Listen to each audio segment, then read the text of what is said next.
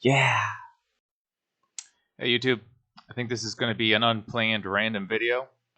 Just going to talk about stuff off the top of my head that I've kind of been wanting to touch on, and there's been small developments on, but like nothing that compels me to want to make a whole video, sit down and plan something out.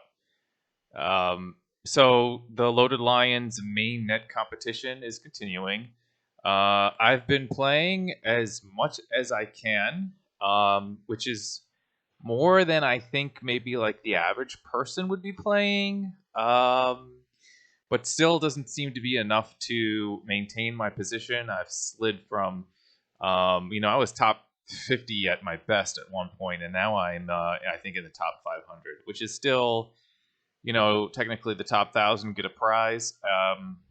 It's not much. I think at today's rate, I'm looking at maybe like $30 of Crow if we were to finish today, which is still cool for playing a game.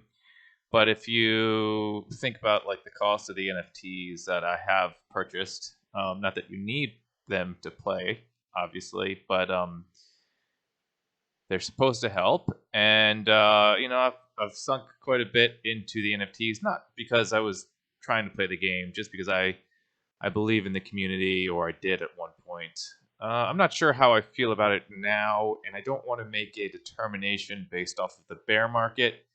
Some positives I see are that they are continuing to build in the bear market. The game has substantial funding behind it, and they have what seems to be a direction in mind. Some negatives I see, it's like kind of still like feels like first gen gaming. I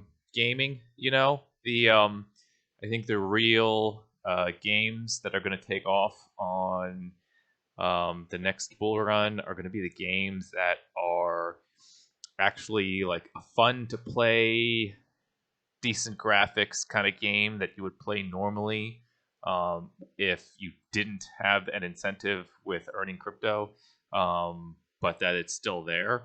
There are some games being bandied about that fit this description, and we'll see if it's all fluff or not. But I don't know how a city building Sims game is going to fare in that generation if that's the competition you're up against with the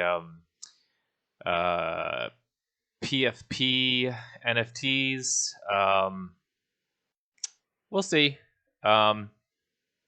We'll see. I don't think I want to say that they're all just going to be dead. The community seems strong, but are they going to appreciate in price all that much? It's hard to say because I don't really see a reason for too many people to be coming into the space. Too much new, and new money, which is what's going to be pumping the price, right? I don't know. It's hard to say unless there are other benefits for Lion holders that come along at some point. So far, have been disappointed with the Lion holder benefits. Hoodie, that was cool. Some airdrops, that's cool. I was hoping for more of a premium experience. We'll see. But that being said, Crow has been seeing a pretty decent pump. A lot of the crypto space has been seeing a pump in general, but Crow particularly has been seeing a very, very strong pump, and Crow coins have been seeing strong pumps. Corgi AI has just been tearing it up, and I am kicking myself for not having gotten into that, being the Corgi Credible Crypto Corgi channel. And I saw it, and I thought, oh, I should get into that, and very early on when I wanted to get into it, it had started to pump pretty hard. I felt like I missed the boat. Then the bear market went on for a while. I thought, oh, the bear market's going to be going on for a very long time. I'll scoop some up later, and I completely forgot about it. And now that we're in the middle of this thing, I'll touch on later. It's been pumping so hard. I feel like I've missed the boat again, and I don't know where to go with that. I mean, so yeah, this thing that we're in, everybody seems to be absolutely certain. They're just saying there's no question with anyone anymore. We're in the bull run. We're in the bull run, hands down. Everyone's kind of taking it for granted. Hey, this is the beginning of the bull run. And I mean, I guess technically they're probably correct because it has been an up and to the right trend since the beginning of the year. So like this is a bull run. Is it the bull run that we're all expecting that will lead us to higher highs? I still don't think so. So on one hand, while yeah, I mean I guess they're right. Right, we're in a bull run. Things have been going up. I think it still behooves me to be cautious about pullbacks that can happen along the way.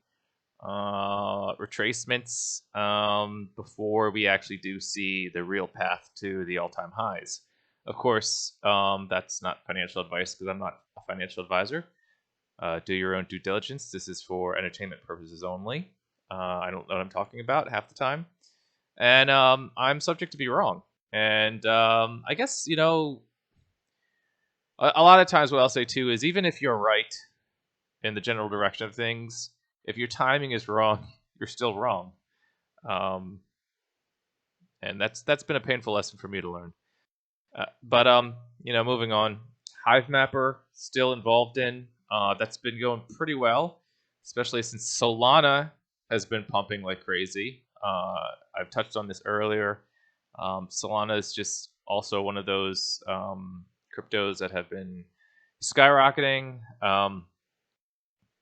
I don't know where that's going, to be honest with you. That seems like everybody's very you know, going to the moon. And generally when I hear a lot of that, I feel like I want to play the opposite hand and start selling somewhere around pre-moon time. But maybe I'll be upset if Solana hits all-time highs for some reason. But we'll see. And then you know, some other things I wanted to touch on. Let's see. I guess that's about it. I don't know if I've talked about Kaspa on this channel. That's another coin that's been going nuts, and I haven't really gotten into it. I feel like it definitely missed the boat on that one. Yeah, we'll see where that goes. It just seems like there's no end in sight. I think I got a Binance listing the other day, and that's definitely been pushing it even further and even faster. I wanted to like mine it at one point, but I was just kind of skeptical about when the delivery was going to be for the miner and how fast the hash rate was going up and what the return would really be, which was a mistake because well, mistakes happen. I'm not going to dwell on it. Tell me, do you guys like Kaspa? Are you into Kaspa? I feel like, you know, they're saying it's solves the trilemma problem, which is nice to say. Yeah, it solved the trilemma problem, but like, I don't know the technicals about it. I don't know if like there's actual proof that, you know, like what can you say about it that like for sure has solved it? Like, because I feel like if it has actually solved the problem of scalability, security, and decentralizability, then I feel like if it actually solved that problem, then for sure I mean, it'll be going. It would be better than Bitcoin almost. Almost. I'd say let's say, I don't know. Probably not, to be honest with you. You know, at the end of the day, even if it did solve all those problems perfectly, it still has a genesis. You know, there's still it's still going to be open to I think more influence than something like, say, Bitcoin, where Satoshi has vanished from the plane of existence. Nobody knows who they are. kind of thing. And if you know, we'll see. I don't know. Could be wrong. Maybe Kaspa is what we all use in the future. We'll see. Yeah, I might be rambling now. Leave me some comments, feedback. Like and subscribe. Yeah.